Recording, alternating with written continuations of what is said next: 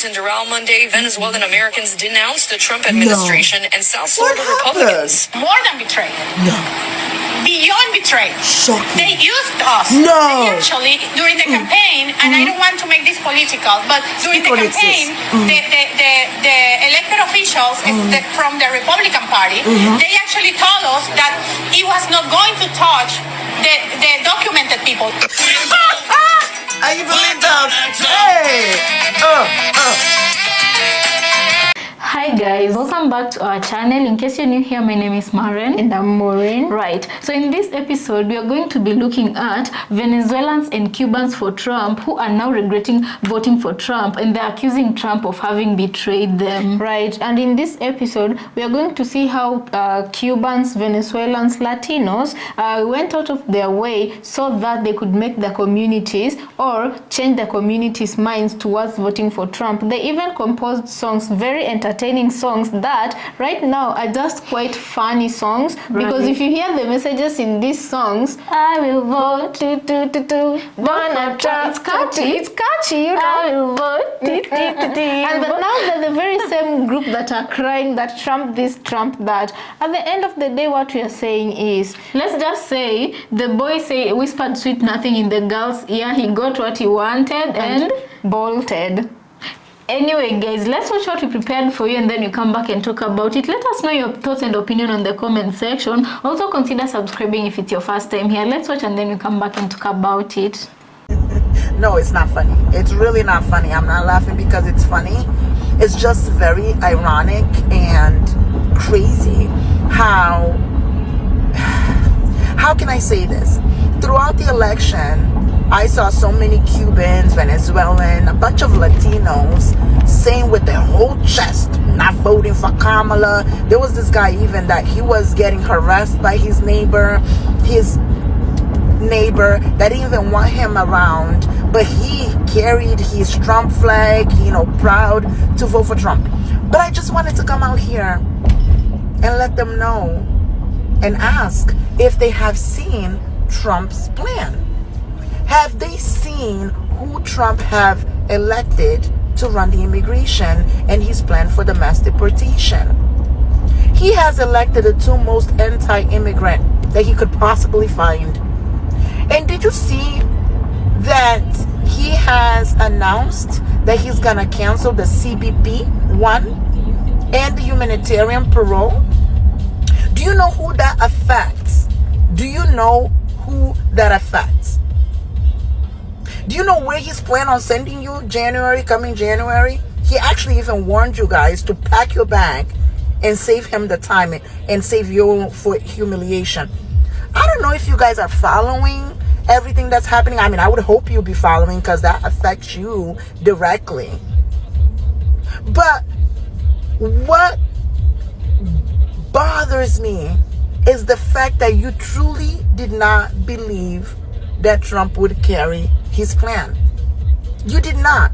And that blows my mind. It makes absolutely no sense for you guys to sit and say, afraid of socialist dictator, and you turned around and voted for one. Anyway, good morning. I've seen plenty of people exclusively blame Cubans for jacking up the Latino vote for Donald Trump, saying, oh, it's because these Cubans are all Trump supporters, these Cubans are this, these Cubans are that. And guess what? I don't accept that, and that's completely wrong. That's completely wrong and unfair. You know why? One, it's already known that the Cuban community votes disproportionately for Donald Trump and Republican overall. I expected that. Democrats in Florida have the weakest ground game. They haven't invested any resources. They've literally just left Florida to become a red state. They stopped trying. So nothing else could be expected. I'm sure you guys have seen this chart behind me doing the rounds all across social media. But let's really look at this. Out of all the Latino men that voted in this presidential election, 54% voted for Donald Trump. Let that sit with you for a minute. 54%. In contrast, 61% of Latino women voted for Kamala Harris. Let's look at the other demographics. Black folks, as always in this country, delivering.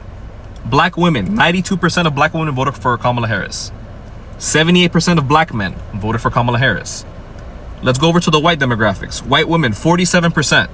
White men, 39%, 59%. This, I can understand. This, no. There's also more data circulating out there that 60% of all Latinos that voted in this election voted for Donald Trump. And you're gonna tell me that the Cuban community, Cuban voters, are the ones that are responsible for all that 60%? No. That's unfair and terrible to do. To single out one community in the entire Latino community and say, hey, this is your fault, this was your responsibility? No. What about all the Mexicans across the US that voted for Donald Trump? All the Central Americans? Because I know plenty of my people, plenty of Hondurans voted for Donald Trump. Salvadorans, Colombians, Venezuelans, Nicaraguans, Boricuas. People from all across Latin America voted for this guy. And if you think about it, Latinos gave Trump the White House. The hatred for each other within our community is so deep that we hate each other more, or the Trump supporters that voted for Trump in the Latino community hate us more than white people do, than the whole establishment of white supremacy. Let that sit with you for a second. Don't single out people and try to make people responsible for a very big failure. Dear Cubans, I'm going to ask you the same question that I asked of the Venezuelans. But here's the thing. See, you thought your racism was going to save you from those consequences. And they didn't. Well, the only thing I can say is, have a nice trip. Bye. Why do Cubans vote Republican? Well, I get asked this question a lot every time I make a post explaining the Republican Party and what anti-immigration laws that they pass, and comes up with the comments, well, the Cubans are the one that votes for the Republican Party. Why do they do that? Allow me to explain. Now, I'm not speaking for every Cuban, but I am explaining why a lot of Cuban Americans do vote Republican. And this primarily has to do with the fact that the Republican Party aligns themselves more with anti-communism than the Democratic Party. And since Cuba is a communist country and the Cubans that come to America are anti-communism, they align themselves politically more with the Republican Party than the Democratic Party. That's reason number one. And number two is that the Republican Party courts the Cuban American Party more than the Democratic Party. This is something historically they have had more impact in the community. They have made more efforts in communication, and the Cuban American Party has really aligned themselves and appreciated the efforts that the Republican Party has made towards them more so than the Democratic Party. The Democratic Party is also more open in communications with the Cuban government than the Republican Party is, because they take a stronger position against the Cuban regime. And this is something that is appreciated more with Cuban Americans towards the Republican Party. Even though it was a Democratic president, Lyndon B. Johnson, that gave Cubans the immigration benefit that they have now, the Cuban Adjustment Act, they still align themselves and have more of a relationship with the Republican Party than the Democratic Party. Almost 50,000 Cubans from the Miami area in Florida are facing deportations. I will vote for Donald Trump.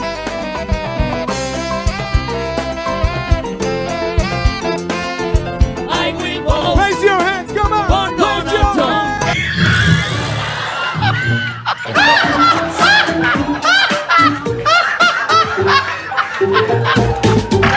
Welcome back. Let us know what you think about the videos you just played in the comment section. Yeah, I feel like there's a guy there, a lady who was explaining why Cubans vote for Trump in huge numbers and the Latin community, and I feel like literally if this is what has been happening, then I feel like this is one of those times where their faith really was, should we say, taken advantage of, because they were hoping to get benefits from voting for Trump.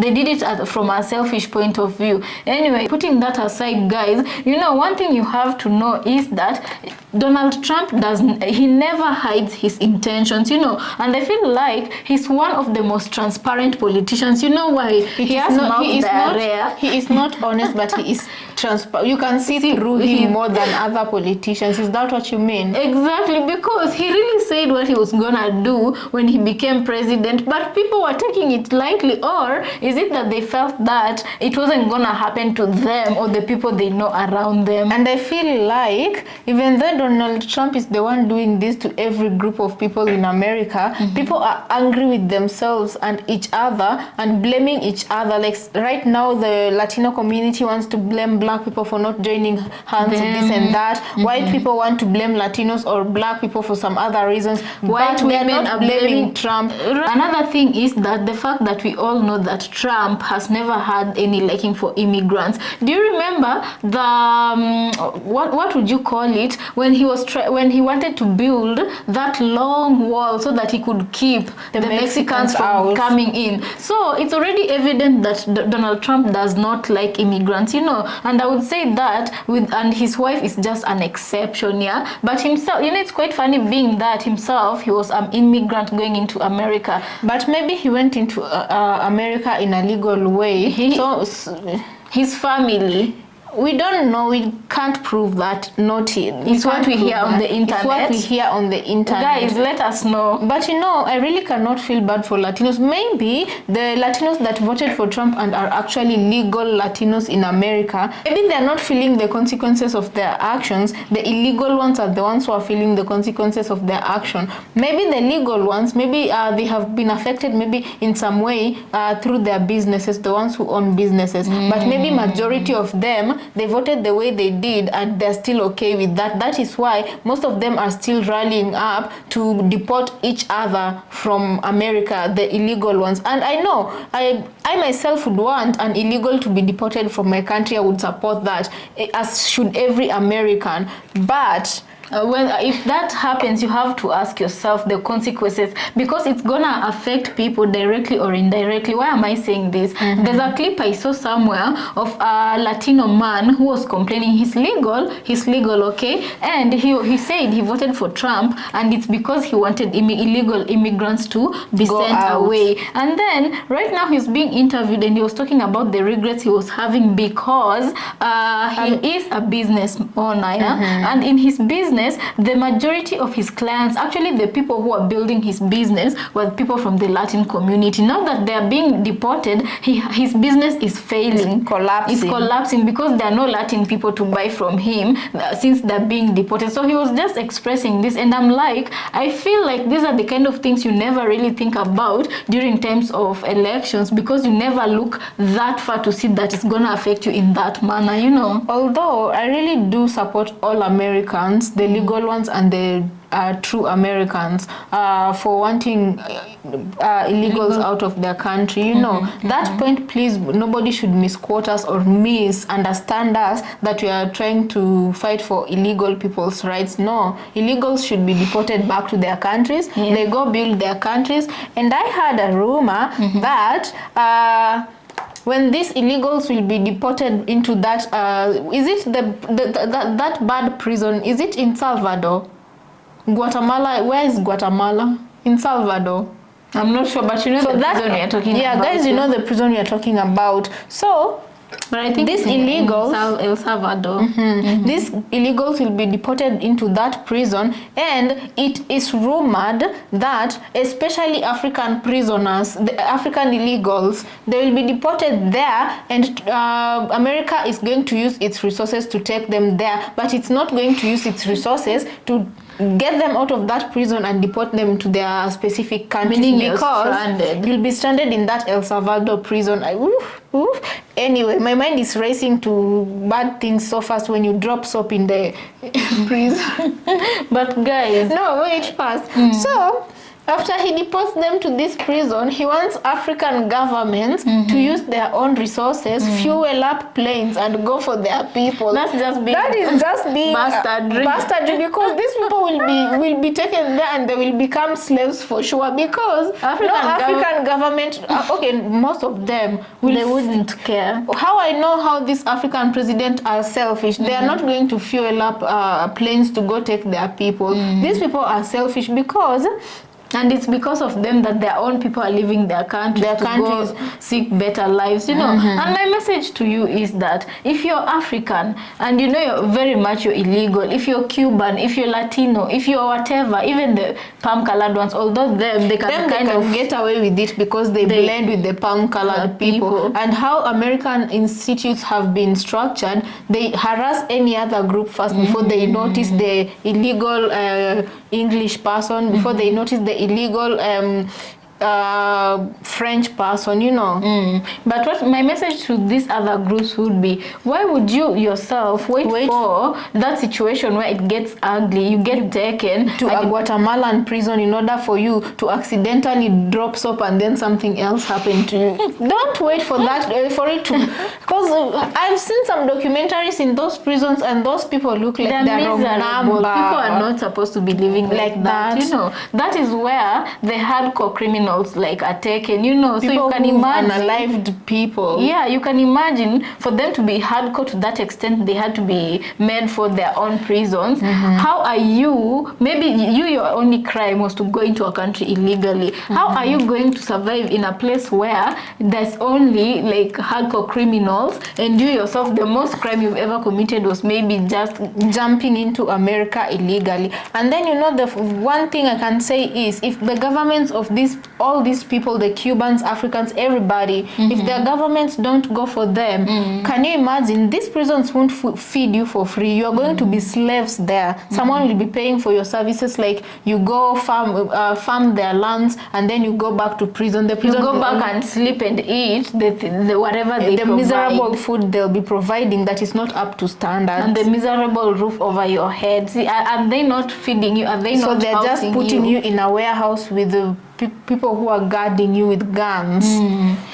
Anyway, guys, let us know what you think about this episode. But definitely, it's a FAFO season, and the found out stage is upon us. Right. Although I feel like the FAFO season is coming to an end, unless someone does something else, and then no, if Donald Trump is their president, we still have FAFO seasons for 4 more years. I'm telling you, it's this is just the first season. Yeah, guys. Yeah, guys, let us know what you think about this episode in the comment section. We'd like to hear from you. As usual, we wanna thank you so much for joining us on this one. Let's catch you on the next. Consider subscribing if it's your first time here, right?